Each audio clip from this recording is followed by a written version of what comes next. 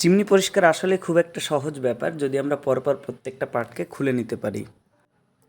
প্রথমেই আমরা ঢাকনাটা খুলে নিয়েছিলাম, তো সেটা ভিডিও করতে পারিনি। তারপরে দেখুন ওপরের যে তলার যে ঢাকনাটা আছে সেটা খোলার পরবর্তীকালেই আমরা ভেতরের ফ্যানগুলিকে খুলে নেওয়ার চেষ্টা করেছি, তো সঠিকভাবে খুলে নিতে পেরেছি। ফ্যানের ওপর যে প্লাস্টিকটা সেটা 3টে করে স্ক্রু দেওয়া আছে, সেটা আগে খুলে নেবেন।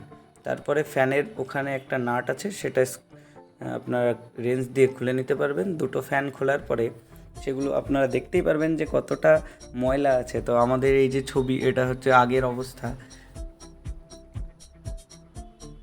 এইবার দেখুন ফ্যান খোলার পরে ভেতরে কতটা তেল জমে আছে। এই তেলটা আমরা প্রথমে চামচ দিয়ে তুলে নিয়েছি।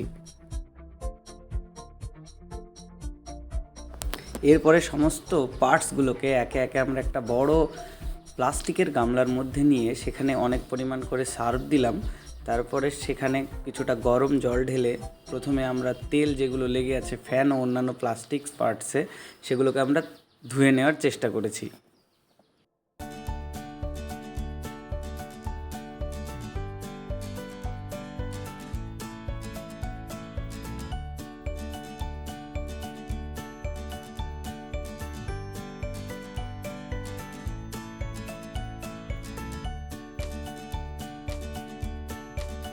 প্রায় 10 মিনিট মতো ভিজিয়ে রেখে তারপরে সেখান থেকে তুলে আমরা দেখার চেষ্টা করছি যে ভিজে কতটা পরিমাণ নোংরা ওখান থেকে গেছে। তারপরে সেটাকে আমরা একটা ব্রাশ দিয়ে ভালো করে ঘষে নিয়েছি। আপনারা দেখতেই পাচ্ছেন যে গামলাতে কত পরিমাণ নোংরা তেল চলে এসেছে জলের মধ্যে।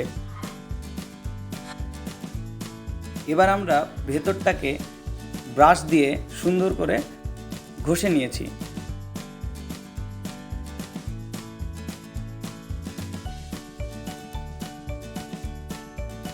তারপরে যত্ন সহকারে প্রত্যেকটা পার্টসকে আমরা শুকনো ন্যাকড়া দিয়ে সুন্দর করে মুছে একটা জায়গায় শুকোতে দিয়েছি।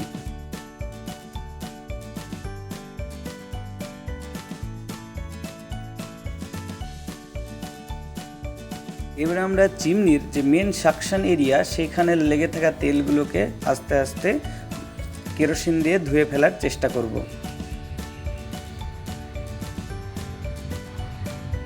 এই দেখুন সুন্দর করে পরিষ্কার করে শুকোতে রোদে রাখা হয়েছে, সুন্দরভাবে পরিষ্কার হয়ে গেছে। আপনারা ওইভাবে ট্রাই করতে পারেন।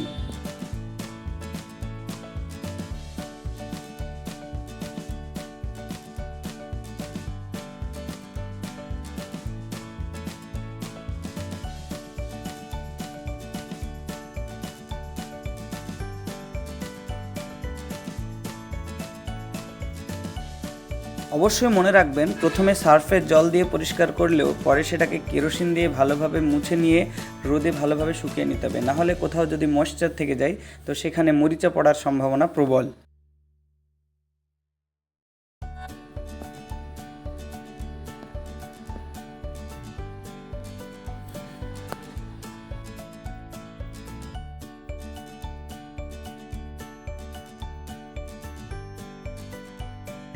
এবার একে একে পুনরায় যেখানে যে পার্টসগুলো ঠিকঠাকভাবে সেট হবে সেখানে পরপর আপনারা সেটিং করতে থাকুন। যেভাবে আমরা করছি সেভাবেই আবার লাগিয়ে আপনি আপনার চিমনিকে কমপ্লিটলি সার্ভিস করে একদম একটা ফ্রেশ লুক দিতে পারবেন।